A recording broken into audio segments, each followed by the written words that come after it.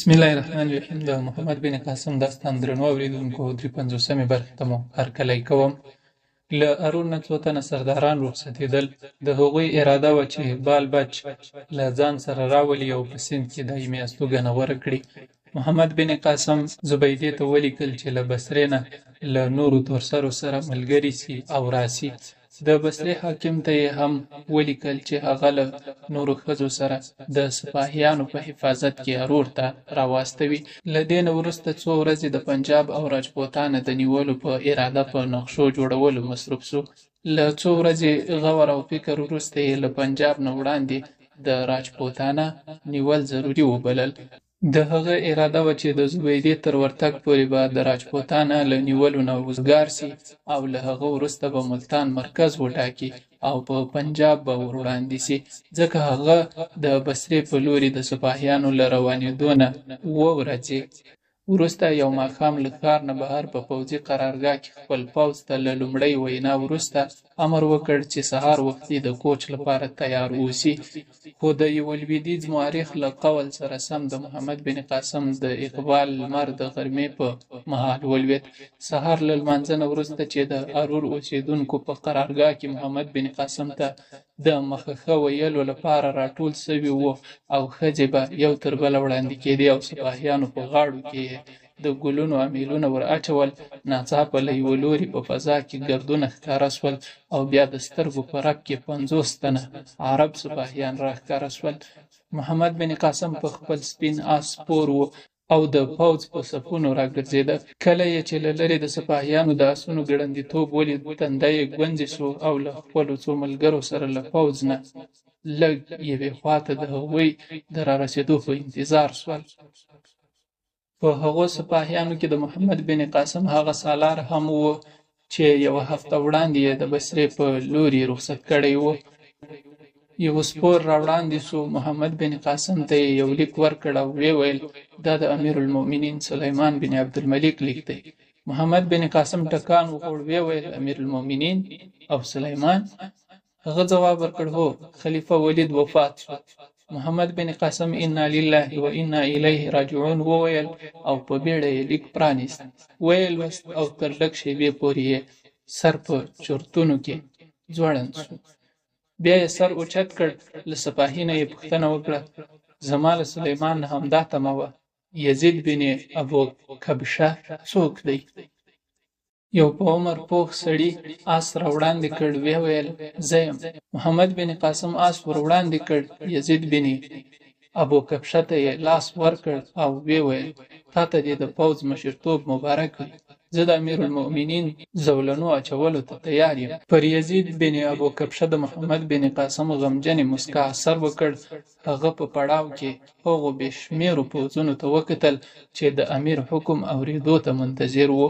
بیا یې هغو سالارانو ته وکتل چې د ولید وفات او د سلیمان د خلافت خبرې واورېد.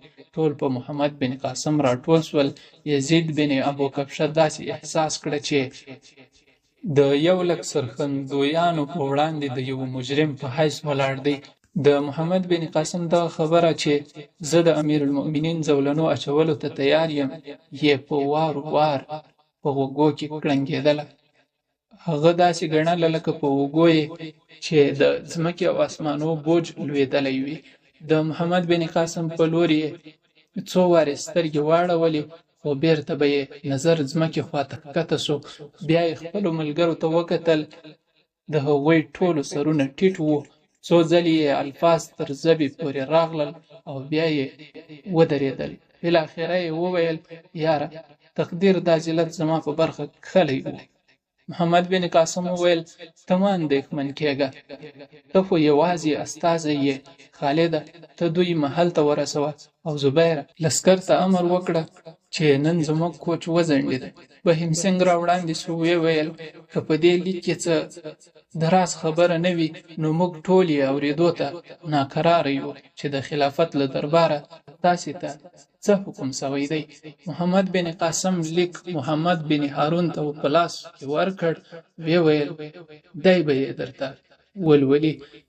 ماښام مهال د ارور له هرې کوڅې نه فریاد او کړکې پورته وې. د حجاج بن یوسف له کورنۍ سره د سلیمان د پخواني دښمن خبره مشهوره سوې وه. په هر کور کې د سند د نوي والي او د محمد بن قاسم د ستنېدو خبره یادېده. د ښار زرګونه نارینه ښځې او ماشومان تر شاهي ماڼۍ راچاپېر وو او شور او ځوږ یې اوچت کړی و. د ماښام له لمانځه نه وروسته د محمد بن قاسم د پوځ ټول لوی منصبداران په یوه پراخه کوټه کې راټول سوي وو. محمد بن قاسم یې د هغه د خوښۍ پر خلاف په دې غونډه کې شریک کړی و. هغه په خپلو لنډو خبرو کې وویل: ما سهار ته دمشق ته د تلو پرېکړه کړې ده او په دې پرېکړه بیا غور ته تیار نه یم. د یوه سپاهي تر ټولو لومړی فرض د خپل امیر اطاعت دی. تاسې له دې پیښې نه مه خفه کیږئ او د خپل نوي حاکم مرسته او ملاتړ وکړئ. امیر المؤمنین سلیمان غالبا دا ازمایښت کوي چې زما په زړه کې د امیر د اطاعت جذبه سته او کنه. له دمشق نه د راروانېدو پر وخت هغه پر ما بدګمانه سوی و، خو هغه داسې وخت و چې پر هغه هیڅ ډول مسؤلیت نه و. اوس هغه د مسلمانانو امیر دی او زما باور دی چې په مزاج کې به یې خامخا بدلون راغلی وي. ډېر امکان لري چې ما په هندوستان کې د خپل نیمګړي کار د پوره کېدو لپاره بیا راواستوي، خو که ما د هغه بدګمانۍ لرې نه کړای سوه او ما ته یې دوهم ځلې دلته د راتګ اجازه را نه کړه، د ابوکبشه اطاعت پر تاسې فرض دی.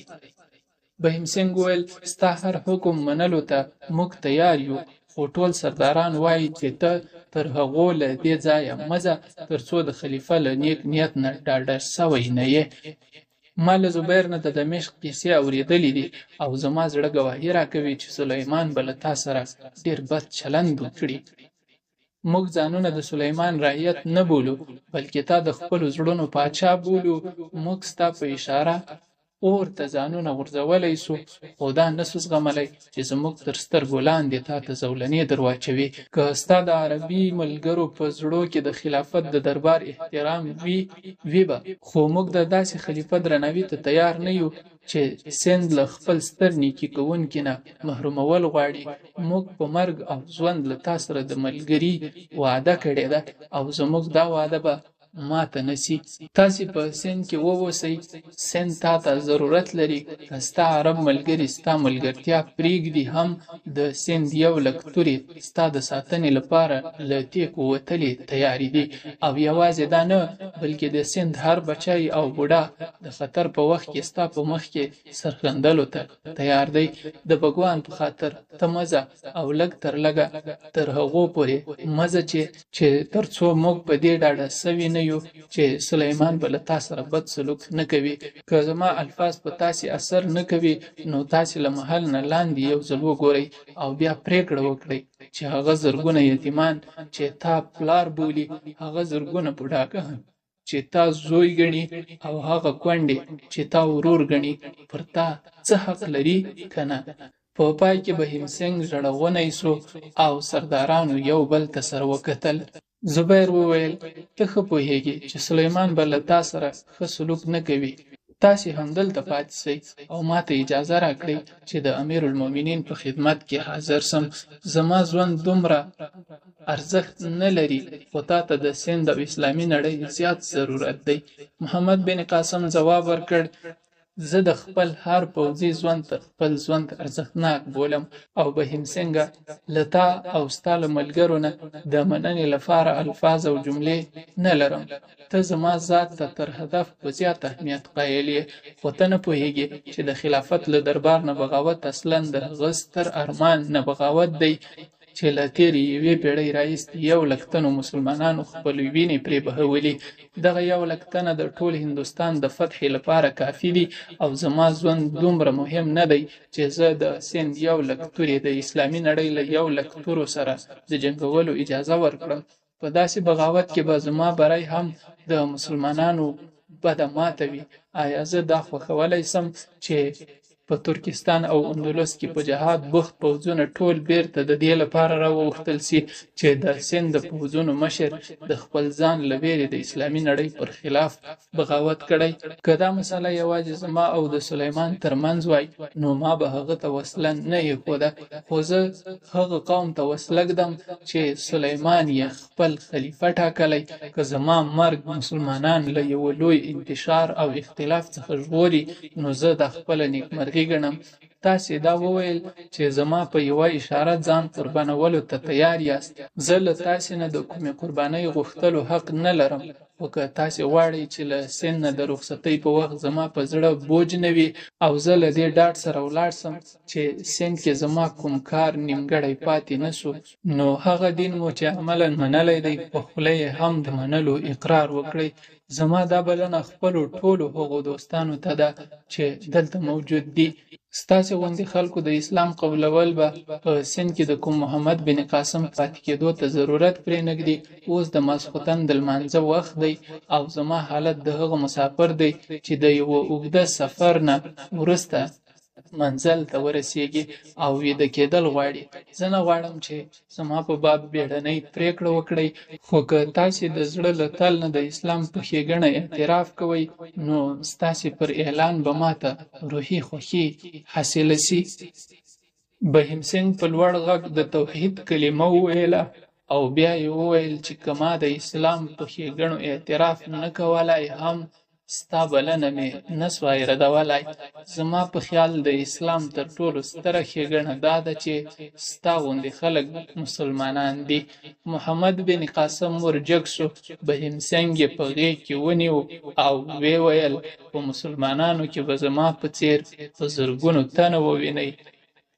اتو تنو نورو سردارانو د بهیم سنګ په تقلید کلمه وویله او د اسلام په دایره ورننوتل، او کله چې دغه خلک د لمانځه لپاره د کوټې نه ووتل د محل له یوې بلې کوټې نه د ارور تر ټولو لوی مذهبي مشر پروهت په مشرۍ د ښار د سپین روبو یو هیئت له یزید بن ابو کبشه سره له خبرو اترو وروسته بیرته راستون سو.